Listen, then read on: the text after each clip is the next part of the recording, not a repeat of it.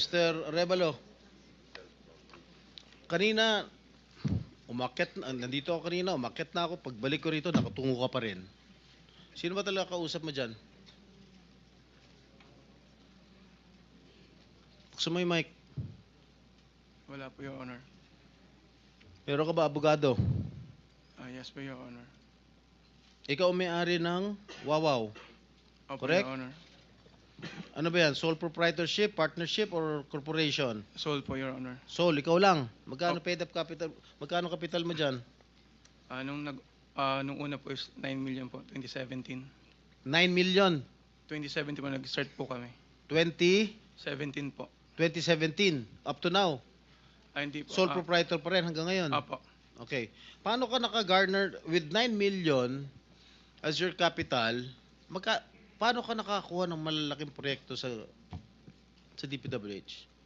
Nag-start lang po kami nung 2019 po na may nagka-project po. 2019? Opo. Sino kausap mo? Wala po, Your Honor. Wala po. Wala kang kausap? Wala po. Okay. Involved ka sa Ghost Project? Your Honor, I invoke my right to self-incrimination, Your Honor. Ano nga? Pakiulit. I invoke my right for self-incrimination, Your Honor. What?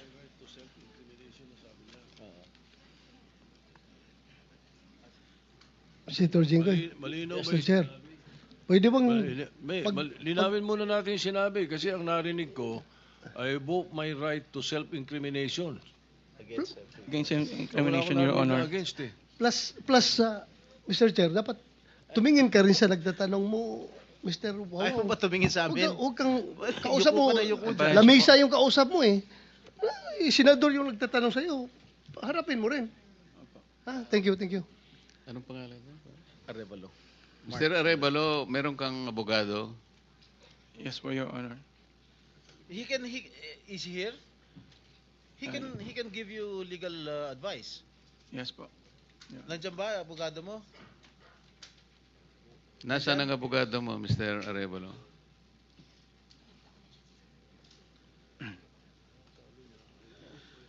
Nasa likod ko po, Your Honor.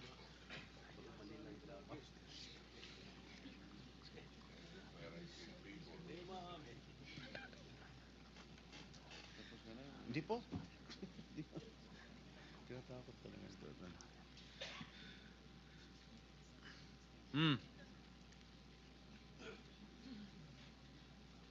Oh, answer. Tingnan mo na, so may in-advisean ka na ng abogado mo, ha?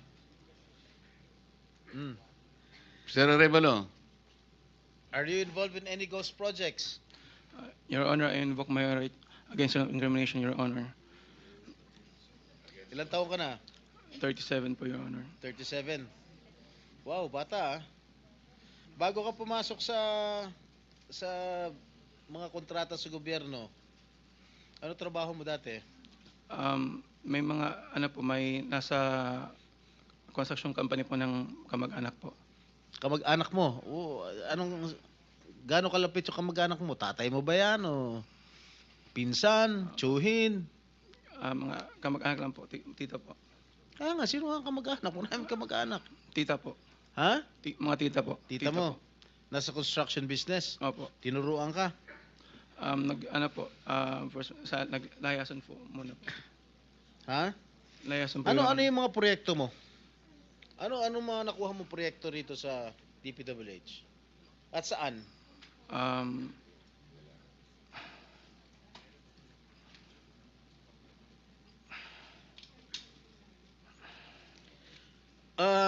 Mr. Arevalo, alam mo, malamig na malamig ulo ko ngayon ha. Pero pag ikaw, tumingin ka ng tingin na sa cellphone mo, hindi ko alam kung ano binabasa mo dyan, humarap ka sa amin. Opo. Yes po, Your Honor. Ikaw may-ari nito, di ba? Yes po, O Your di Honor. dapat alam mo.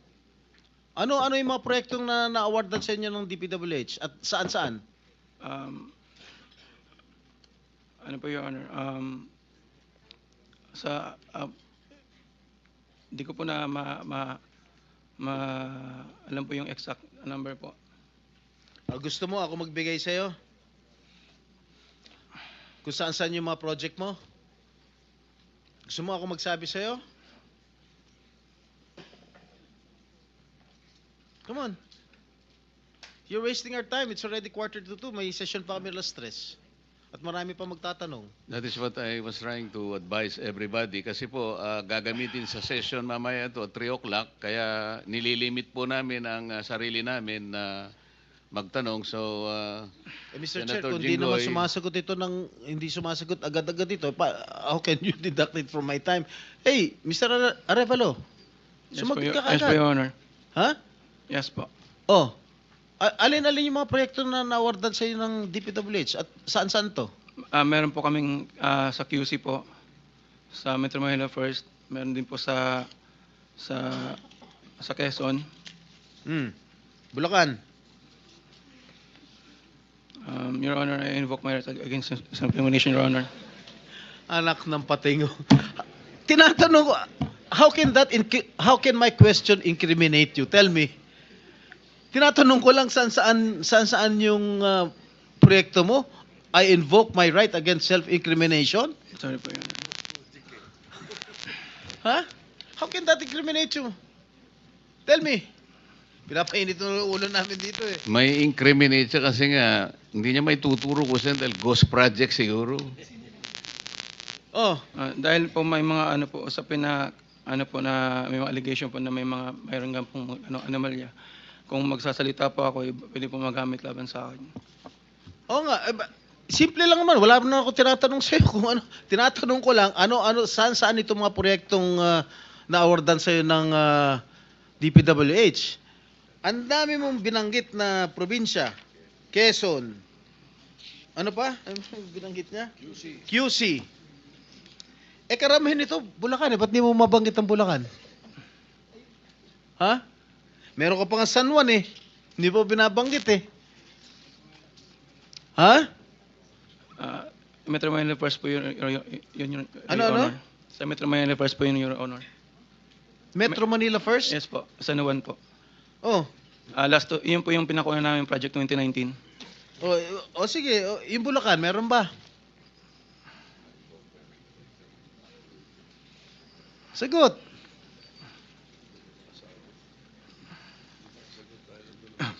Your Honor.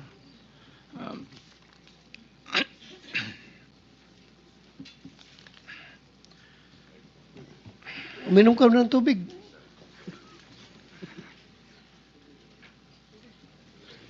Oh. Ilan? Ilan? Di ko pa sigurado, Your Honor. Oh, dito base sa record namin, meron kang 42 projects sa Bulacan. Meron kang 42 projects sa Bulacan. Yung bulk ng na-award na contract sa inyo ng DPWH, ang bulk mo nasa Bulacan. 42. Ha? 2 sa San Juan.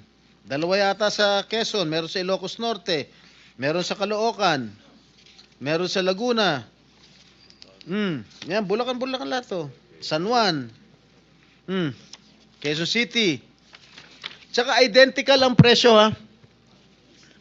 Identical ang mga presyo rito. 77 million, 77 million, 72 million, 72 million. Sino ba? Bakit ganun? Oh, Lahat ba last and final question. Lahat ba ka ng 42 projects above, how Above? much? Yeah, 42 projects sa Bulacan, meron 90 million. Kaya nga above 50? Yes, above 50 million. Lahat. So, Mr. Arevalo, kung 42 projects ito, 42 plunder cases ito eh. Kanina sinasabi namin sa inyo, kung nakikinig po kayo, makikipag-deal kami sa inyo na po pwedeng hindi na kayo ipoprosecute criminally, magturo na lang kayo. Kasi sa palagay namin, hindi kayo ang most guilty. Kapag nakapagturo po kayo ng mga kasangkot talaga dyan, na talaga sila naman ang talagang talamak na sa paggawa nito, anong malay ninyo? Baka imbes na criminal prosecution, wag na yon. Bayaran nyo na lang ang gobyerno, pero magturo po kayo. Para meron po tayong kapuntahan talaga.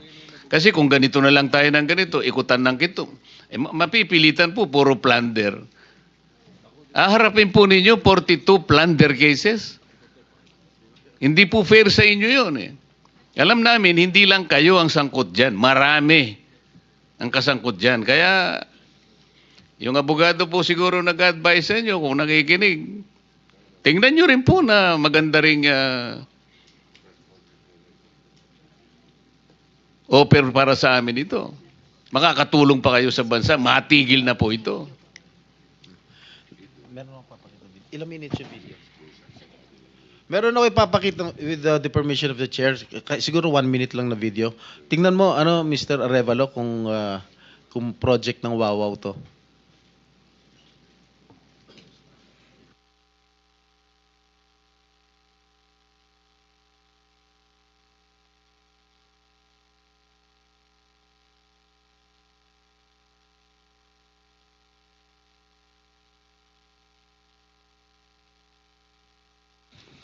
Familiar ka dito? Familiar ka, Mike? Hindi po, Your Honor. Hindi. Dahil, hindi ka nga talaga magiging familiar dahil ghost nga. Tama?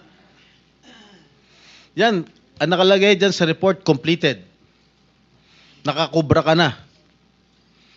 Nabayaran ka na ng gobyerno. Pero, hindi pa completed. Tama ba, Ms. Cabral? Are you aware of this?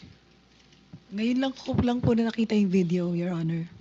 Na hindi kompleto, di ba? Pero bayad sila. Wala po akong nakikita. Sa Hagonoy, Bulacan. So, hindi mo alam, Mr. Arevalo. Ngayon ko lang din po nakita yung video. Ngayon ko lang din po nakita yung video, Your Honor.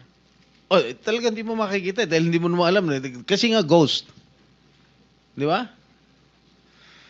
Alam mo, nag-iisip na ako kung isa-cite kita yung contempt dito eh. Huwag mo lang ako subukan, please. Okay, babalik ka kita next hearing ah. Miss Sara. Mr. Chair, with the indulgence of the SP Pro Temp, Yes. interjection. Yes, Okay, please. provided it's very brief kasi Yes, kulang na very po brief, tayo Mr. sa Chair. panahon. Apo, very brief lang. Sabi nyo kanina, and salamat po sa SP Pro Temp at Mr. Chair.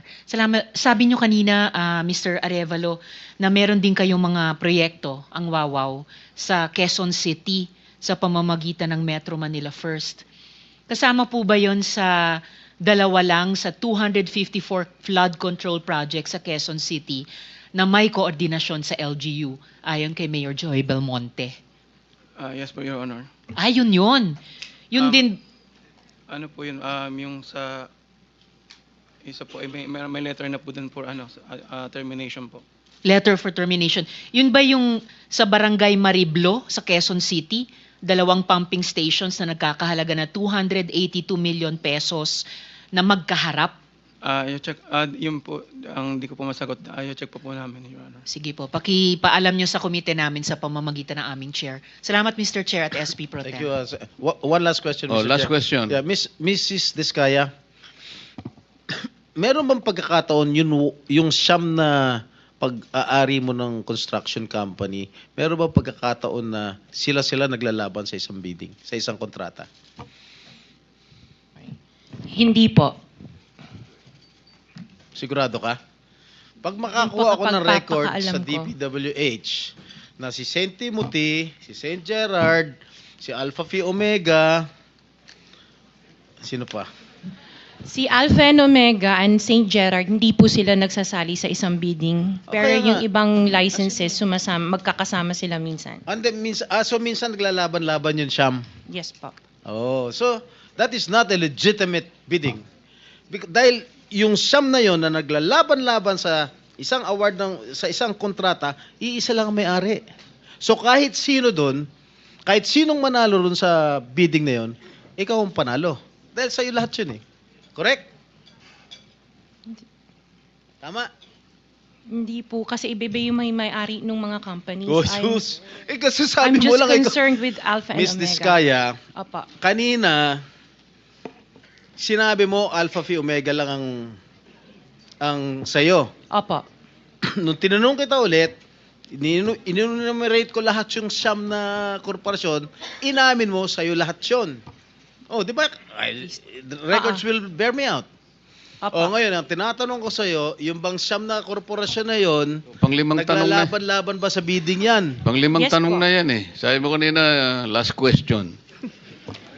Hindi ba sumagot? Ay, sumagot. Oh. Hindi, sigutin mo. Opo, sumagot ako. Oh, Opo. naglalaban-laban. Opo. So pag sinagot ko. naglalaban-laban yung siyam na korporasyon sa isang kontrata at kung sino manalo ron, kahit isa sa siyam na manalo, sa'yo pa rin yun. Ikaw pa rin ang panalo. Correct? Opo. Oh. Senator Erwin, Ang tanong ang... very brief lang, baka Opo, tayo maano ang sa sagot panahon. po, ang sagot po dyan, Senate Pro Temp, nagbibiding-bidingan. Anyway, matanong ko lang po sa COA, na-relieve nyo na ho ba yung inyong first district COA auditor, yung sa Bulacan, na nag-audit ng mga coast project? Hindi pa. Hindi pa po, Your Honor. Bakit po hindi ninyo ba na-relieve? Nakipagsabwatan na po sa district engineer po natin since 2022. Bakit di pa po nare-relieve? Sir, wala pa po namang ebidensya na nakipagsabwatan po yung... Wala pa pong ebidensya 2023. Sa Pangulo na nagsabi, pati Senator Ping Lacson nagsabi, anong gusto mo? Sir, Ebidensya? Your Honor, hindi po ako ang merong authority. I know mag-relieve. that. I Opo. know that. That's why I'm asking you. Now, when are we going to see her relieved or him relieved? Ipapaalam ko po sa... Ipaalam niyo po kaagad, okay? Dahil wala ho kami oras. Panghuli na lamang po, matanong ko lamang po ang MMDA. Kanina po po. Mr. MMDA, sir, nagpresenta po si Ramon S. Ang na tutulong sa flood control po natin. Siya po maglilinis dyan, libre. Ano po ang reaction po ninyo? Acceptable po ba ito? Itong pag-volunteer ni RSA para linisin ang mga estero natin para hindi na tayo bahain kagaya nangyayari everyday pag umulan ngayon? Opo, tuloy-tuloy naman po yung coordination meeting natin. In fact, meron na po kaming ilo-launch sa Las Piñas po na cleanup drive po ng Las Piñas River. And katulong din po namin sila na mag-ayos po dito po sa may Rojas Boulevard. Nag-inspect na rin. Okay? Salamat